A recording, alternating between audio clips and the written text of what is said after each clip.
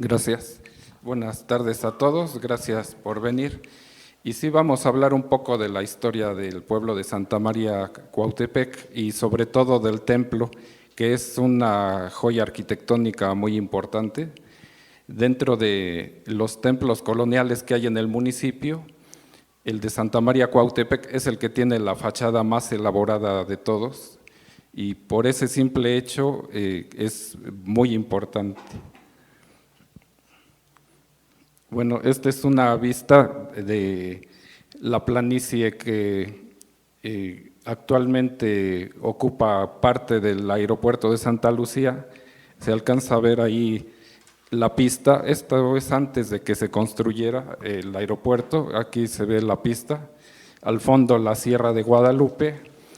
Y bueno, toda esa planicie fue ocupada en la antigüedad por el lago de Xaltocan. Es importante ubicar geográficamente en donde se encuentra Santa María Cuautepec, que está al pie de la Sierra de Guadalupe, por esta parte aproximadamente. Y bueno, desde la antigüedad toda esta región estuvo ocupada por los grupos indígenas. Aquí se señalan poblaciones que tuvieron ocupación teotihuacana entre los años 200 a 700 después de Cristo. Se ve, por ejemplo, aquí está el Cerro de Tultepec. Aquí hubo un asentamiento importante. Acá es Teotihuacán, que fue la ciudad más grande en su tiempo. Calculan que tenía más de 100,000 habitantes por el año 500 después de Cristo. Pero no existía solo la ciudad de Teotihuacán, sino que había asentamientos en todo el Valle de México. Y son los que están señalados con estos cuadritos. Por ejemplo, al pie de la Sierra de Guadalupe había varios asentamientos, incluso en esta parte donde nos encontramos. Y con las líneas punteadas se indica los posibles caminos que unían todos esos pueblos y que algunos de esos caminos en aquel tiempo eran veredas muy angostas, pero con el paso del tiempo se fueron formalizando y hay caminos actuales que siguen ese mismo trazo todavía. Por ejemplo, aquí en toda esta orilla de los lagos de Texcoco y Xaltocan, pues había caminos perimetrales que iban uniendo todos esos pueblos. Y en esta parte pues es en donde corre la avenida López Portillo. Entonces esos trazos pues son muy antiguos desde aquellos tiempos. En este otro mapa se indican asentamientos ya posteriores, cuando Teotihuacán se había abandonado.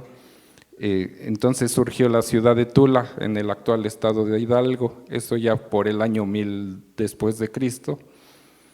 Algunos asentamientos teotihuacanos se abandonaron, algunos siguieron ocupados, pero ahora con los toltecas, y se fundaron pueblos nuevos.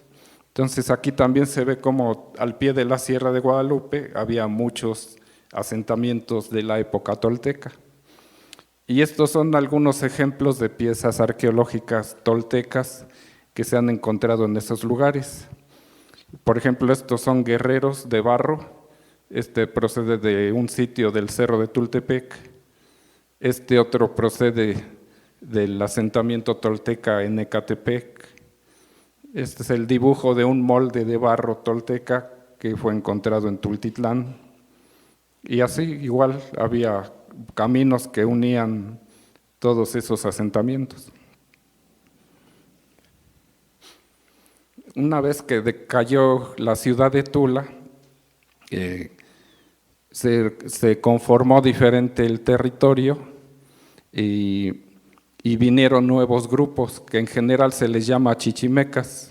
Eran grupos de varios orígenes del Bajío, de la Huasteca, y ocuparon todas estas partes. A ver, vamos a interrumpir tantito. ¿Tienen silla? ¿Sí hay? Ah. Buenas tardes. Y bueno, en esa nueva época, ya por el año 1200, 1300, surgió un pueblo, empezó a destacar, el de Xaltocan, posiblemente lo conozcan, San Miguel Xaltocan, en el municipio de Nextlalpan. Ahí fue una capital otomí que tenía dominado un territorio. Toda esta parte abarcaba parte del lago de Xaltocan, parte del cerro de Tultepec y parte de la Sierra de Guadalupe. En esta parte se desarrolló Cuautitlán, que era un grupo diferente al de Xaltocan. Este es un mapa de la Sierra de Guadalupe y ahí están indicados los nombres de muchos de los cerros, nombres indígenas. Actualmente se conservan en algunos pueblos sus nombres originales. Por ejemplo, del lado de la Ciudad de México están Zacatenco, Ticomán, Atepetlac, Tenayuca, Ecatepec, Cuautepec, Coacalco, pero todos los cerros tenían nombres. Por ejemplo, los picos más altos, el Picacho se llamó Tontepec, el otro pico donde está la caseta de la forestal era Cuautepec, igual que el pueblo. Y aquí hay algo interesante, que en esta parte está Coacalco, aquí Coatlalpan, que es el nombre antiguo de Guadalupe Victoria, Coamilpa, que es una zona plana arriba de la sierra, y Coatitla, Santa Clara Coatitla. Los 4 nombres que están en esta parte de la sierra llevan la raíz Coatl, serpiente. Y en este lado tenemos San Mateo y Santa María Cuautepec, el cerro más alto de la sierra en esta parte se llamaba también Cuautepec. Y del otro lado de la sierra están Cuautepec, el alto y el bajo. Entonces aquí estos topónimos llevan la raíz Cuau de Cuautli, que significa águila. Entonces se ve como en la Sierra de Guadalupe está como reflejada la simbología mexica, en donde se representan aquí el águila y acá la serpiente. Entonces la sierra en sí debe tener significados indígenas importantes. En este mapa se indican los asentamientos ya de la época mexica, de los aztecas, y como se ve, había muchísimos pueblos y barrios pequeños en todo alrededor de la Sierra de Guadalupe. Había ya varias cabeceras más grandes como Cuautitlán, Tultitlán, Tepozotlán, Ecatepec. Fue la época en que de la época prehispánica cuando hubo más población. En este mismo mapa están también esos pueblos de la época de los aztecas. Se ven aquí toda la cantidad de asentamientos alrededor de la Sierra de Guadalupe y aquí la isla de Tenochtitlan y Tlatelolco, que era la capital mexica. Aquí se indican los caminos antiguos, con rojo el camino prehispánico, que en Tenayuca se dividía en 3. Uno rodeaba por Azcapotzalco, Tacuba y entraba a Tlatelolco. El otro era por la actual calzada Vallejo, esa calzada su trazo es prehispánico. Y el otro camino era al pie de la sierra, rodeando el lago, hasta el Tepeyac y también entraba a Tlatelolco. Y luego en la época colonial, cuando llegaron los españoles, cambiaron el trazo del camino y es el que está marcado con azul, que después se conoció como el camino Tlanepantla-Cuautitlán, que actualmente sigue existiendo. Viene de Cuautitlán, pasa a un lado de Tultitlán, por la Quebrada, Barrientos, y llegaba por Puente de Vigas hasta Azcapotzalco. Entonces ahí se ven los 2 caminos, el prehispánico y el colonial. Esta es una parte de un mapa que se conoce como el mapa de Uppsala o mapa de la Ciudad de México del año 1550. Y también está señalada la Sierra de Guadalupe y varios de los pueblos de un lado y otro, Tenayuca, Tultitlán, Cuautitlán. Y ese mapa es importante porque señala muchos pueblos y caminos de aquella época. Este es el documento más antiguo del Archivo Municipal de Tultitlán. Es una merced de tierras del año 1608. Ya está un poco deteriorado, muy deteriorada esta parte. Aquí se encontraba el glifo de Tultitlán, algunos caminos, se ve el templo de San Mateo y la Sierra de Guadalupe.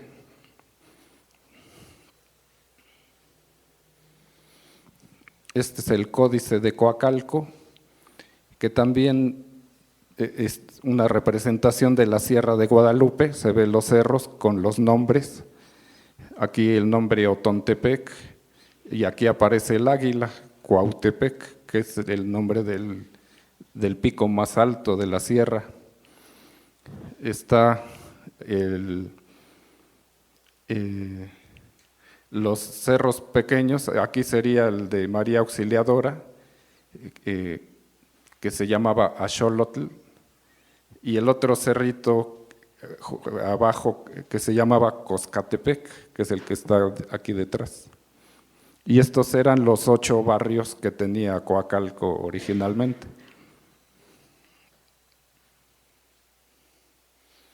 Y bueno, ya con la llegada española pues se dieron muchos cambios en la historia de México, se introdujeron diferentes instituciones de gobierno, cambió todo el sistema económico, político, social, y pues eso se vio reflejado en la historia de los pueblos.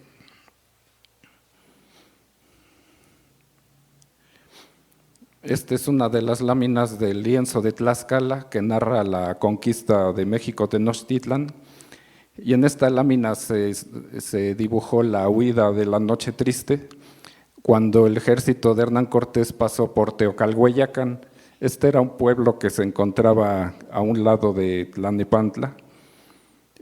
Salieron huyendo por la calzada México-Tacuba hacia el poniente para rodear por aquella zona. Y después pasaron por Tepozotlán. Tuvieron que dar un rodeo muy grande hasta Zumpango, Huehuetoca, salir a Tizayuca y luego hacia Tlaxcala. Es la representación de la huida de la Noche Triste. Y bueno, una vez que cayó la Ciudad de México Tenochtitlan, se fue implantando el nuevo sistema de gobierno. Son los primeros virreyes, Antonio de Mendoza, a partir de 1535. La conquista fue en 1521. Entonces, apenas a los 14 años de conquistado el Imperio Azteca, pues ya el gobierno español empezó a introducir todas sus instituciones. Y esta es una lámina del Códice Osuna, y se ve esa transición histórica.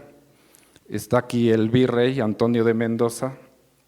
Este personaje dice Nahuatlato, o sea, era el traductor, y les está dando las varas de justicia, estos bastones, reconociendo la autoridad indígena de un indígena de alguno de los pueblos. Pero se ve, por ejemplo, la vestimenta, los españoles es diferente de los indígenas, todavía conservando su ropa tradicional y utilizando un intérprete, porque la mayoría de la población pues hablaba lenguas indígenas. Entonces el inicio de la época colonial pues fue de esa manera, combinado entre lo indígena y lo español. Otra de las instituciones que se introdujeron pues fue la religión católica. En el Códice de Tlatelolco se representaron al virrey Antonio de Mendoza y el arzobispo de México, Fray Alonso de Montúfar. Desde el siglo XVI pues se estableció el arzobispado de México y varios obispados en todo el territorio. Y bueno, y eso influyó directamente en las poblaciones también, en la evangelización.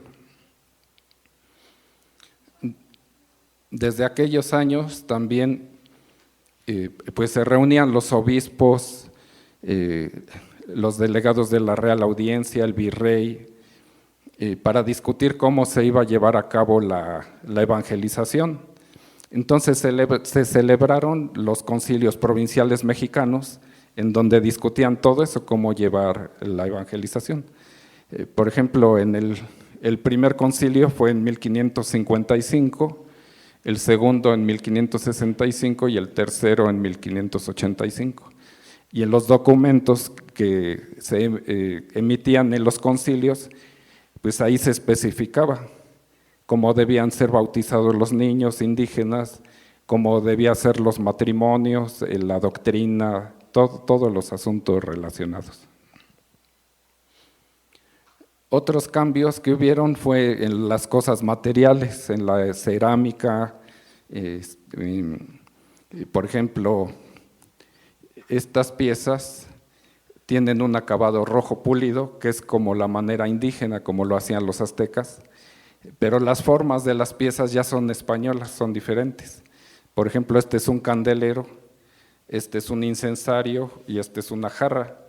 Entonces ahí se ve ese mestizaje también en los objetos materiales. O sea, el mestizaje no era solo entre personas biológicos, sino en la cultura también.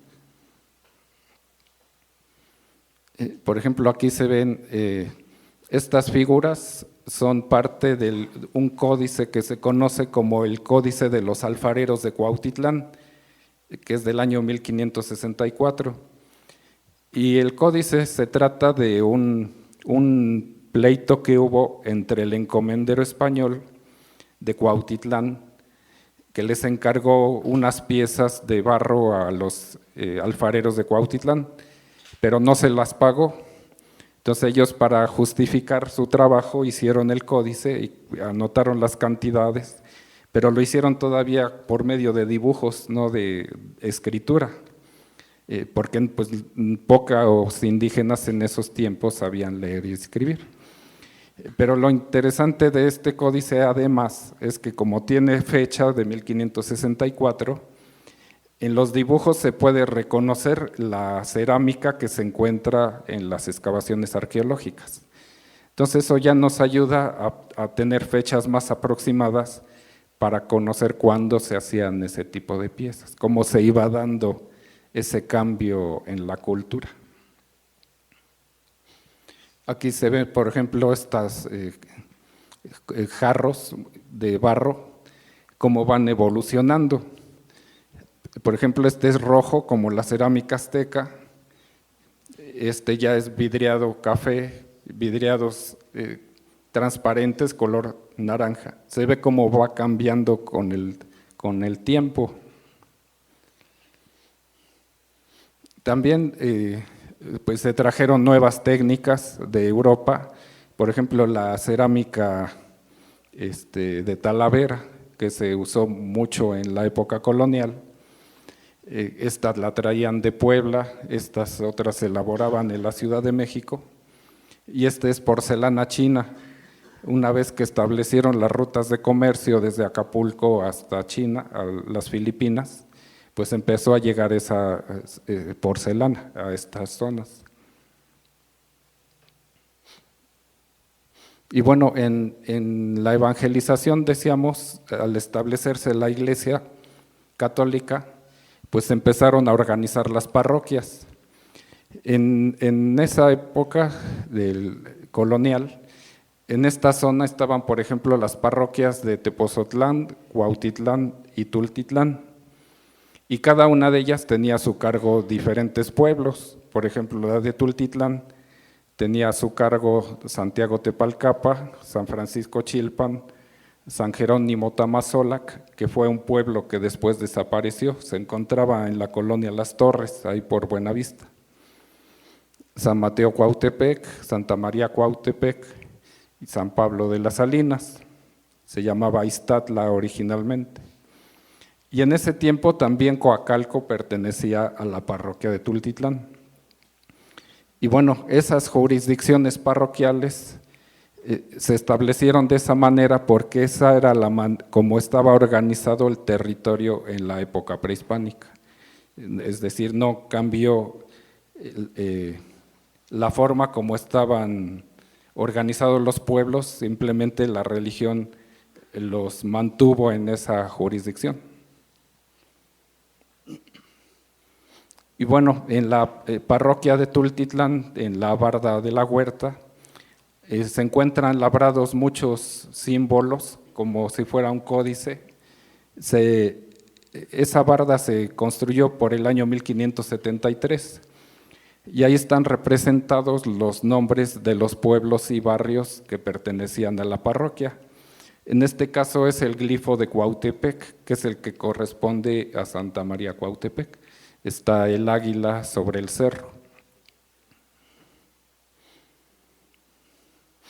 Es esta misma figura, es el nombre Cuautepec con figura como si fuera un códice, y aquí abreviado dice Santa María Asuptio, o sea, la Asunción de María, que corresponde, bueno, a Santa María Cuautepec.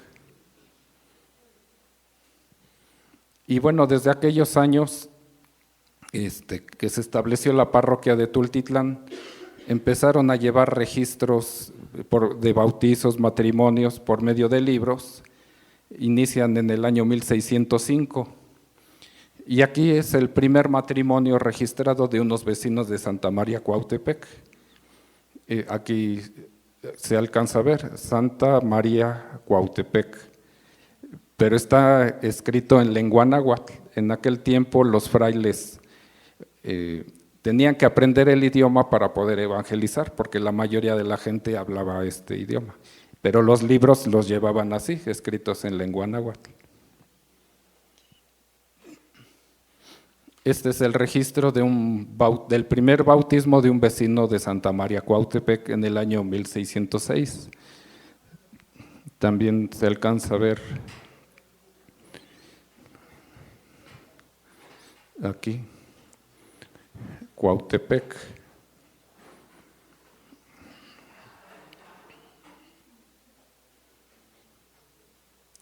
Este ya es un documento más adelante de la época colonial. Es un matrimonio de unos vecinos de la hacienda de la Mariscala, que estaba aquí junto, y la hacienda fue muy importante en la historia con Santa María. Este es del 3 de enero de 1787. Entonces, aquí en el margen izquierdo están los nombres de los contrayentes, y aquí todo el escrito del matrimonio, y en el margen derecho dice Mariscala, que es de donde eran originarios. Y bueno, en el Archivo General de la Nación también hay algunos mapas antiguos.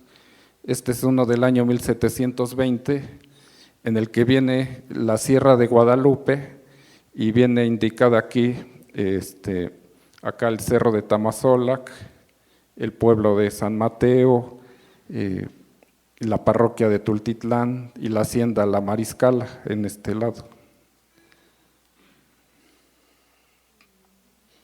Es un acercamiento de ese mapa.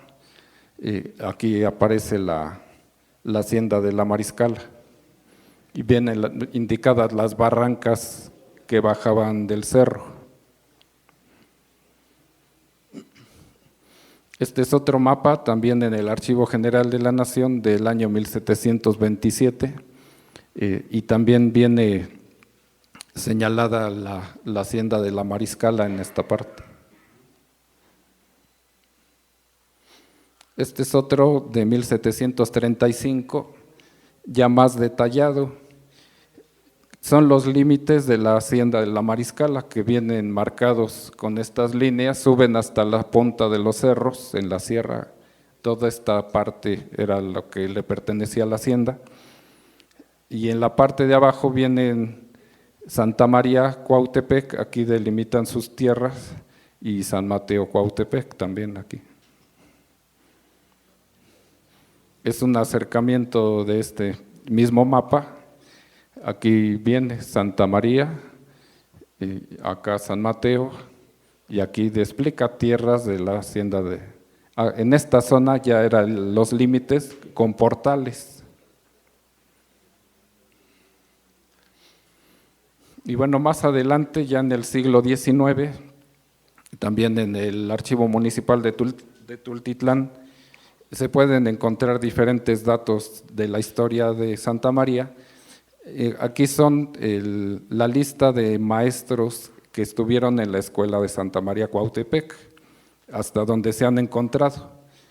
Por ejemplo, hubo un Victoriano Mercado que aparece como maestro en 1843 y 1848. José Sotero Sánchez tenía 22 años en 1859. En esos años no había la carrera del magisterio, y muchas veces casi el que supiera leer y escribir era el que iba a ser maestro. Y por eso de 22 años ya aparece como maestro. Y duró muchos años, desde 1855. Hay periodos en los que no estaba él, había cambios, pero aparece hasta 1884 todavía. Máximo Carvajal en 1866, Francisco Sánchez, Candelario Fragoso, se le menciona como director de la escuela, Secundino Isabel Galván, Camilo Navarro, Anselmo Pruneda, Emilio Vázquez, Mariano Álvarez, Miguel Álvarez, ya en el siglo XX, Elena Flores Sánchez en 1960. Este es un mapa muy sencillo que también está en el Archivo Municipal de Tultitlán del año 1939. Se ve aquí la Plaza Hidalgo, los caminos principales y las casas, que eran unas cuantas, están numeradas.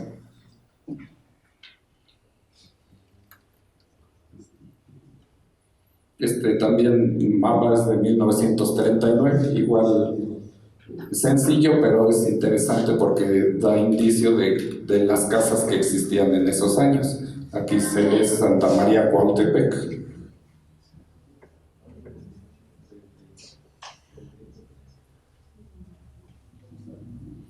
Y bueno, ahora vamos a hablar sobre el templo.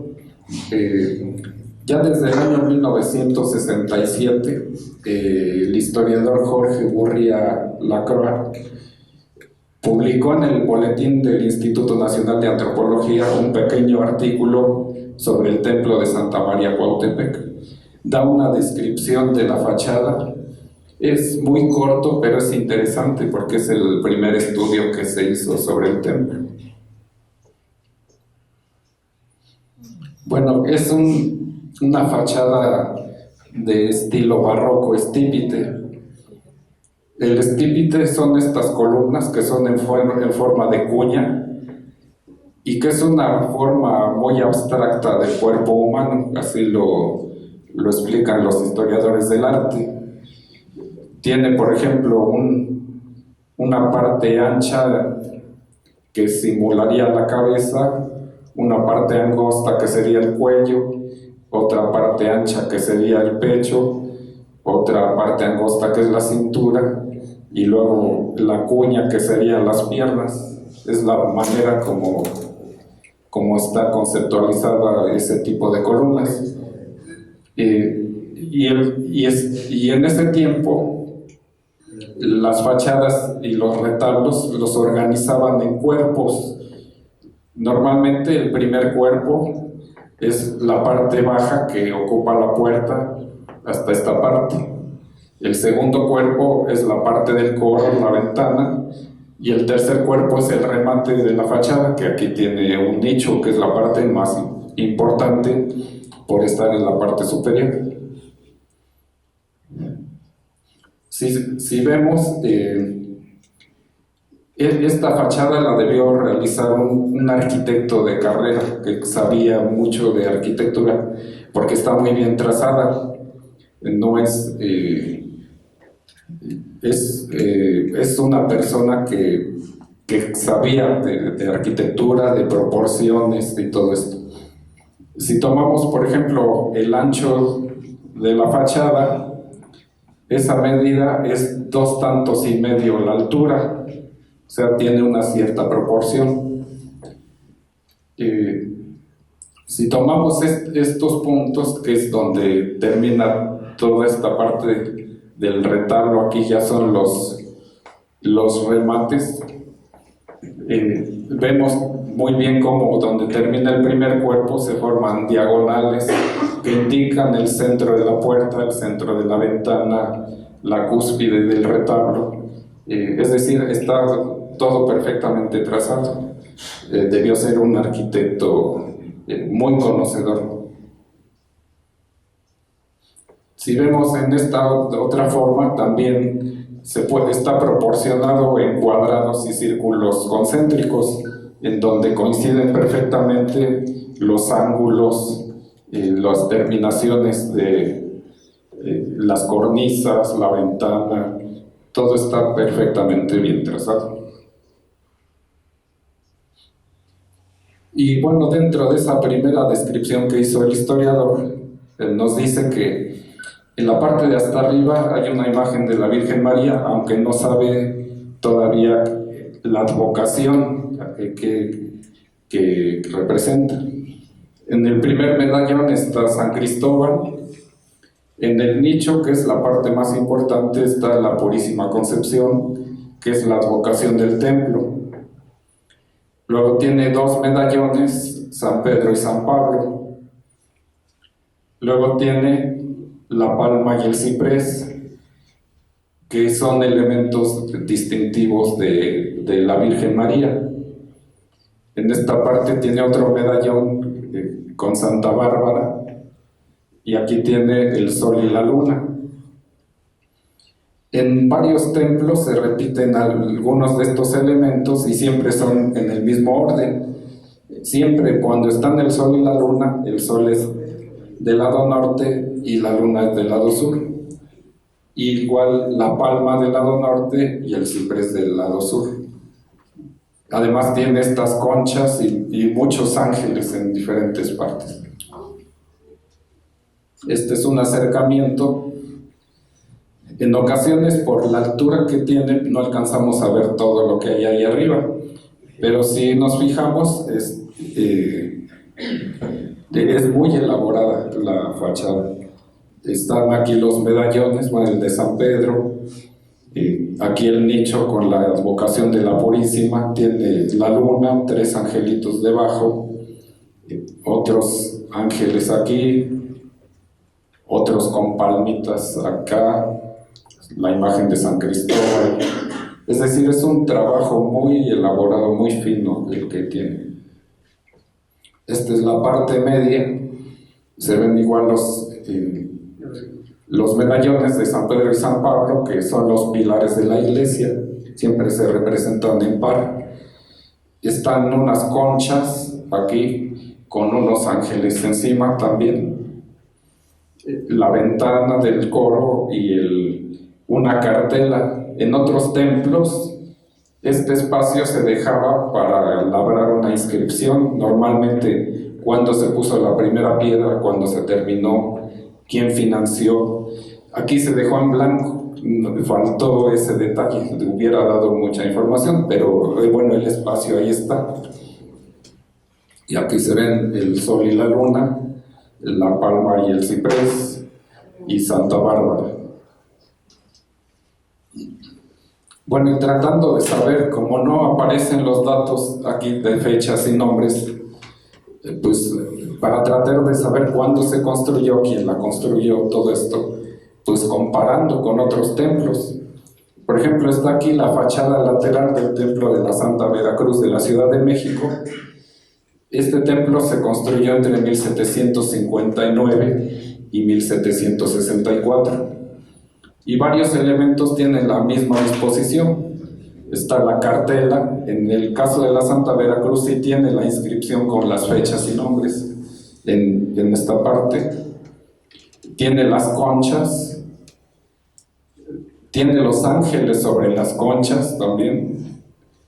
las columnas estípites que delimitan el nicho principal, el nicho con la imagen principal, los remates y una imagen superior. En el caso de la Santa Veracruz, aquí es San Miguel, aquí es San Blas, que fue un obispo, pero la distribución, fuera de esas advocaciones, la distribución es muy parecida.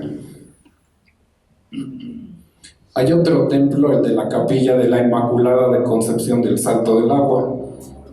Aquí algo interesante es que desde la advocación es la misma, bueno, la Inmaculada Concepción de María. La forma de la puerta, este arco mixtilíneo, es igual en los dos templos. El del Salto del Agua tiene igual el sol y la luna, con la palma y el ciprés, igual que el de Santa María Cuautepec. Tiene la cartela para la inscripción también, la ventana mixtilínea, solo que aquí es un poco alargada, acá es más regular. Y los pináculos, los remates también los tiene. Entonces, tiene también esos parecidos con el del Salto del Agua. Aquí viendo unos detalles, el sol y la luna, la palma y el ciprés, que están, estos son los de la Capilla del Salto del Agua. Aquí aparecen los de la Capilla de Santa María Cuautepec. Y siempre, como decíamos, el sol está del lado izquierdo, la luna del lado derecho. Y bueno, del Templo de la Purísima Concepción del Salto del Agua hay la información que dice: se puso la primera piedra de esta iglesia el 19 de marzo de 1750. O sea, la fecha sí coincide más o menos con la época de la Santa Veracruz. Y en esa época es cuando se hacía este tipo de fachadas, de columnas estípites. Cuando Francisco Navarijo dio vida a un ambicioso proyecto arquitectónico, el cual fue levantado gracias a las aportaciones hechas por don José Gorraiz y su padre, el mariscal de Castilla. Esto es importante. De este modo se dio paso a un primoroso inmueble religioso que en la actualidad es un referente obligado al hablar del estilo barroco en la arquitectura colonial mexicana. En 1761 fue declarada ayuda de la parroquia de Santa Veracruz. O sea, es otro elemento importante. Aquí ya hay esas dos coincidencias, que este templo del Salto del Agua después pasó a ser ayuda de parroquia de la parroquia de la Santa Veracruz. Y además que del Salto del Agua aportaron José Gorraiz y su padre, el mariscal de Castilla, que fueron los dueños de la hacienda de la Mariscala. Bueno, algunos de los dueños de la hacienda de la Mariscala, hasta donde se ha podido saber, por ejemplo, en 1622, Cristóbal de Vargas Valadez la donó al Colegio de Cristo Nuestro Señor y se remató y la compró Fernando de Bocanegra. Después, falta precisar las fechas, pero la familia Beaumont y Navarra, que ostentaban el título nobiliario de mariscales de Castilla, fueron dueños de la hacienda de la Mariscala, por eso se llamó así, la Mariscala. Pero además se sabe que ellos, en 1714, vivían junto a la parroquia de la Santa Veracruz, de la Ciudad de México. Entonces es muy probable que los dueños de la hacienda hayan sido quienes financiaron la construcción de la fachada del templo de Santa María Cuautepec. Eso es lo último. Bueno, no sé si tengan alguna pregunta.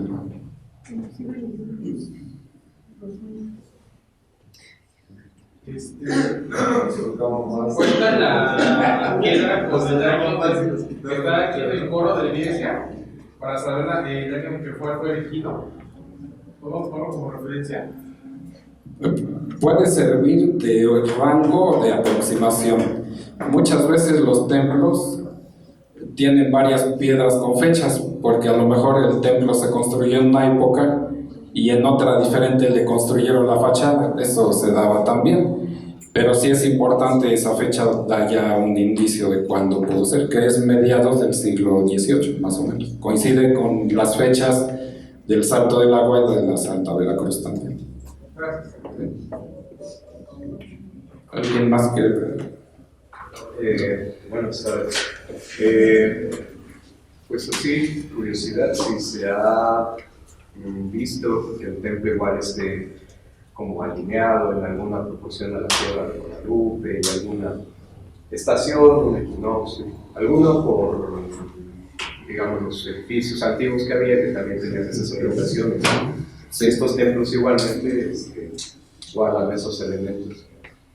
Y en el contraste de la Sierra de Guadalupe, en el entorno, en contexto. Normalmente los templos, y bueno, y es una costumbre que viene desde la antigüedad, desde antes de la religión católica, tienen su altar hacia el oriente, hacia donde sale el sol.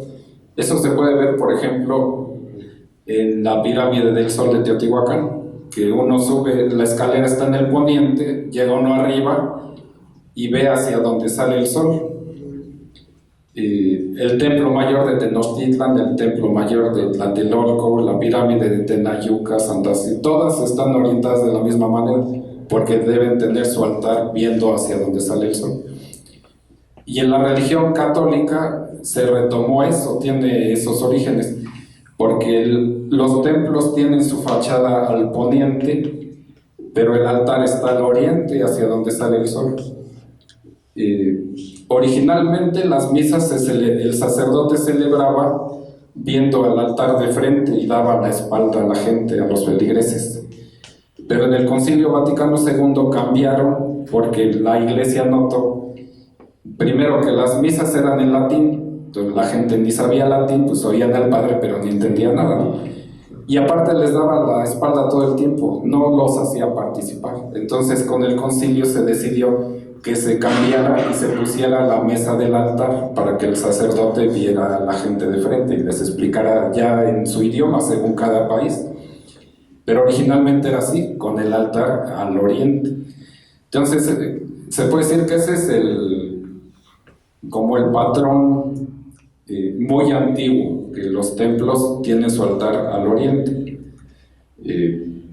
Aunque hay casos que no son así, por circunstancias propias del lugar. Por ejemplo, la Catedral de México tiene su fachada viendo hacia el sur, no al poniente. Pero ahí es por la manera como se construyó el centro de la ciudad, que en el oriente del Zócalo estaban las casas de Moctezuma, entonces ahí pusieron el Palacio Virreinal, que es en donde está el Palacio Nacional. Y por eso la catedral quedó al lado norte. Ahí es la explicación. Por ejemplo, el templo del Cerrito en Cuautitlán igual está viendo al sur, pero no exactamente al sur, sino viendo hacia el Tepeyac.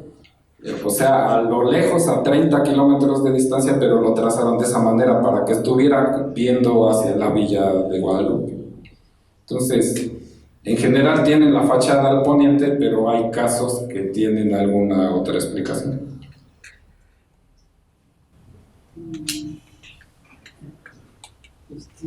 Bueno, buenas tardes.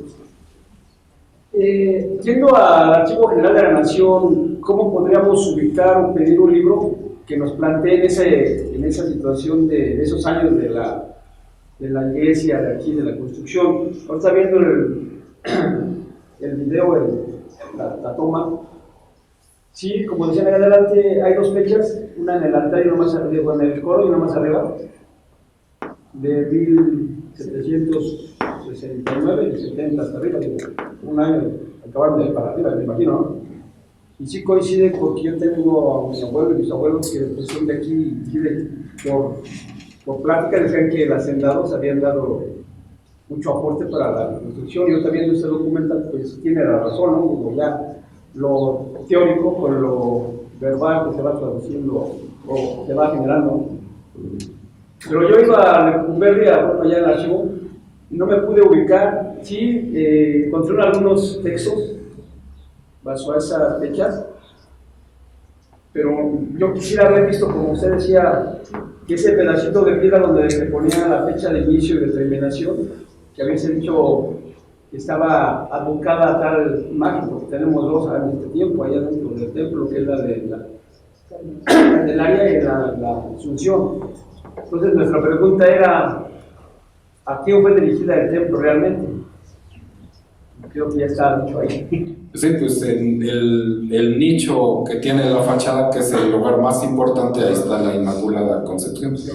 Y aparte, tiene que ver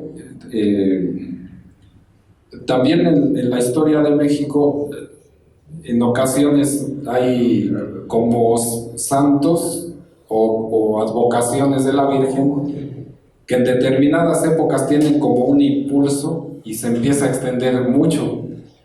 Por ejemplo, en Cuautitlán, el patrón es San Buenaventura, que es uno de los doctores de la iglesia, pero dentro tiene del lado izquierdo la capilla de la Inmaculada Concepción, que tiene 2 etapas constructivas, y allá incluso había la cofradía de la Inmaculada Concepción, que era de las más fuertes, es la que financió la construcción de esa capilla. Y también hay una Inmaculada en Tepalcapa, y me parece que en Visitación hay otra. O sea, a raíz de ese culto fuerte de Cuautitlán, al parecer se empezó a extender en la zona. Y como ese hay varios diferentes, por ejemplo, con la imagen de San Antonio de Tultitlán, se impulsó en el siglo, fines del 17 y principio del 18, y hay copias de la imagen de San Antonio. Hay en Tepalcapa, en Chilpan, en Visitación, en Zamato Iztacalco, en Tecámac. Se han ubicado 18 copias.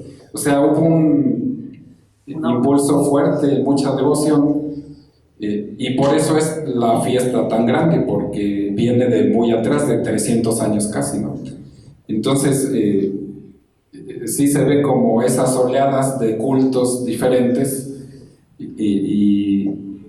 Por ejemplo, en Tultepec, la advocación original es la Natividad de la Virgen, así aparece en los documentos más antiguos, pero en alguna época, posiblemente el siglo XIX, hubo algún vecino o grupo de vecinos que fueron muy devotos de la Virgen de Loreto, llevaron la imagen y ahora ya se conoce hasta como Santuario de la Virgen de Loreto, o sea, pero partió de un culto de alguien que tuvo más interés, ¿no?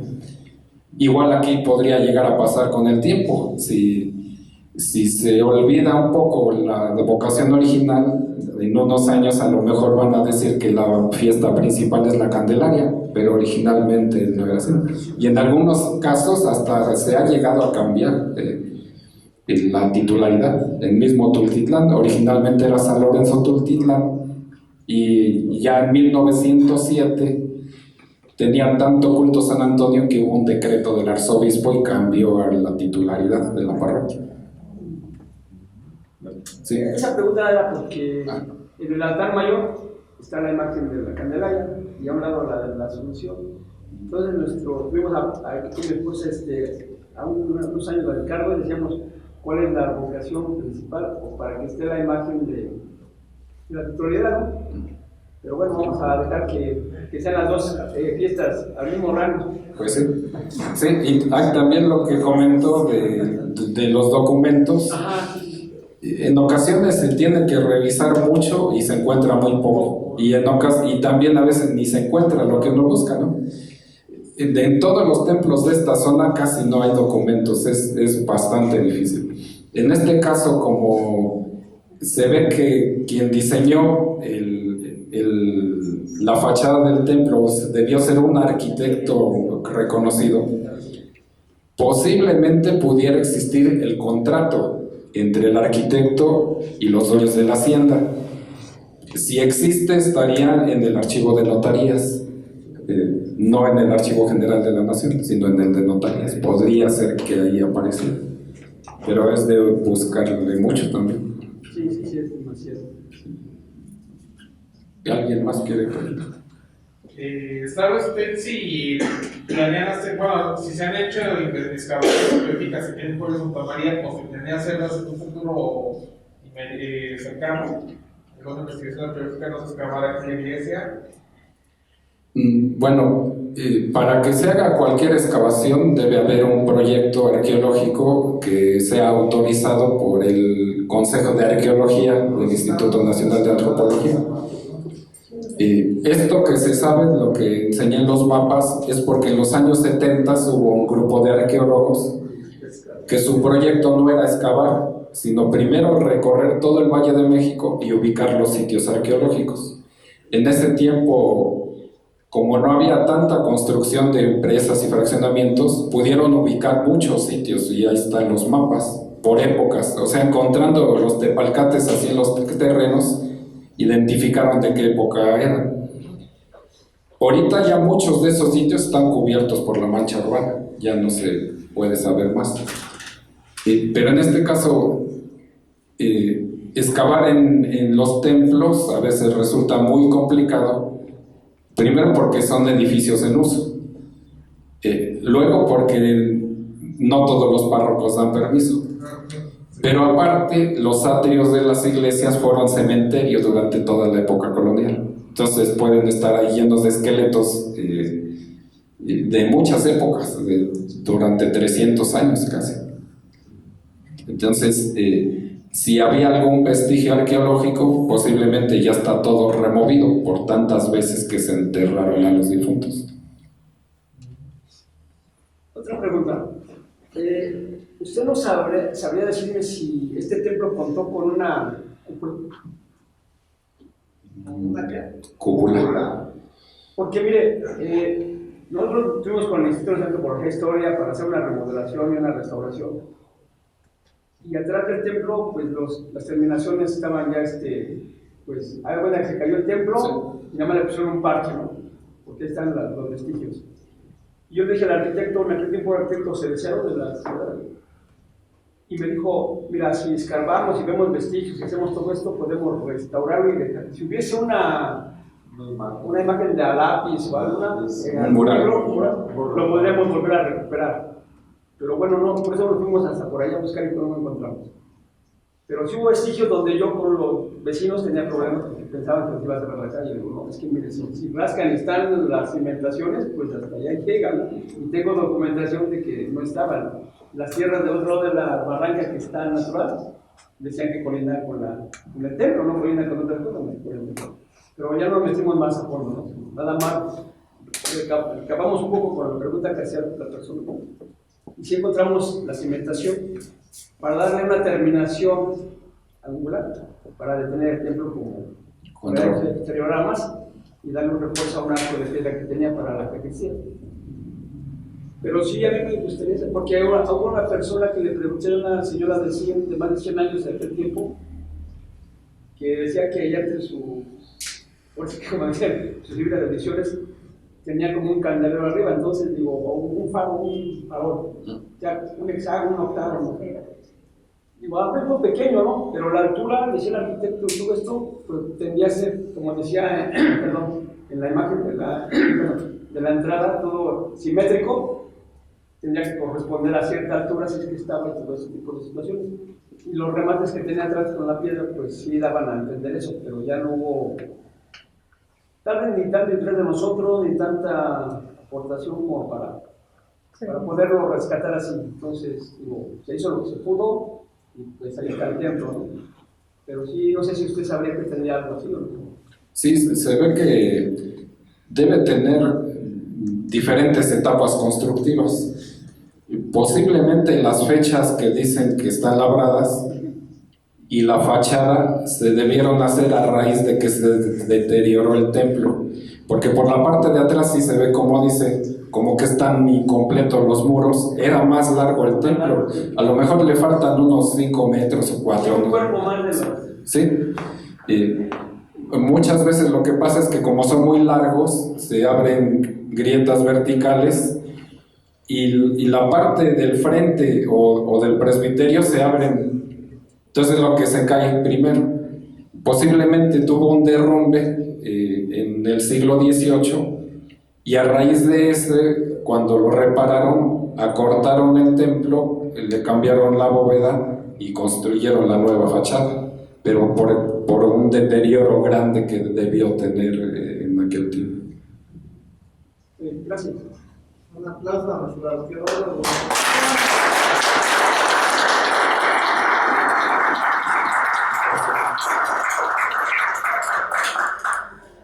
Sí, podría ser como la Catedral de San Miguel de Allende, que su frente está casi sobrepuesto, ¿no? Lo que es la fachada. Aquí fue sobrepuesto, podría ser que sobre el antiguo templo. Sí, tal vez tenía una fachada diferente y con motivo de la reparación la cambiaron totalmente. Eso pasaba también muchas veces. En ocasiones hasta se encuentran las piedras antiguas de las primeras fachadas empotradas en muros o a veces hasta tiradas en el atrio. Entonces sí, debió tener una fachada anterior. ¿Y cuál fue el fin de la hacienda de la Mariscala? ¿Hay algo que no quede claro de la historia del pueblo, del plan, las haciendas? No lo sé, por las intervenciones, las guerras de independencia, mucho se perdió, no hubo mucha destrucción, precisamente con las haciendas, la Revolución Mexicana. Y vaya, no sé, quizás no puse suficiente atención, pero no me queda muy claro así, porque siendo el propietario del Mariscal de Castilla, ¿quién era o por qué la Mariscal? Pero ¿cómo fue el fin de la hacienda y en la región? Sí, las haciendas, sobre todo en el siglo XX, es cuando tuvieron su fin, con las expropiaciones para formar los ejidos de los pueblos. Muchas veces, eran gigantescas las haciendas, las redujeron al mínimo y en ocasiones los dueños ya no se interesaron, por ya no tener pleitos con la comunidad, las vendían, las remataban y se iban, ¿no? En este caso falta investigar más todavía los mariscales de Castilla, cuándo la vendieron a los dueños siguientes, que fue en el siglo XVIII, la segunda mitad. Yo hasta donde conocí unos paredones hace como 40 años que persistían todavía en donde estuvo la hacienda. Después hubieron líos con el reparto agrario, invasiones o ventas ilegales, un montón de cosas. Y aquí desapareció totalmente. No sé si existan fotografías antiguas de la hacienda, ¿no? Y bueno, se le conoció a la Mariscala también porque, eran dueños la pareja, pero falleció el esposo, quedó como dueña la esposa, pues por eso ella era la Mariscala mientras fue viuda, hasta que heredó el título a alguno de sus hijos. Entonces de ahí venía. Y eso, buscando así, hubo una mexicana, ¿no?, que se casó con un general cercano, Maximiliano, el general Bazaine, y vaya, era también como una mariscal. Entonces había como la duda, ¿no?, pero no, es una familia distinta, ¿no? Sí, estos son del siglo XVIII y ya estos otros del XIX. Ahora sí que muchas gracias. A través de la Dirección de Educación, Cultura y Turismo les agradece su tiempo y esperemos que les haya agradado la ponencia de nuestro arqueólogo Luis Córdoba. Ahorita a la salida mi compañero Joaquín les dará una revista de la historia de Tultitlán y también los invitamos de lunes, miércoles y viernes. Hacen recorridos ahí en la iglesia de San Antonio también para que conozcan la historia de por qué San Antonio llegó ahí, cómo fue primero San Lorenzo y después San Antonio. Los recorridos se dan de 9 de la mañana a 1 de la tarde, lunes, miércoles y viernes. No tiene ningún coste. Gracias.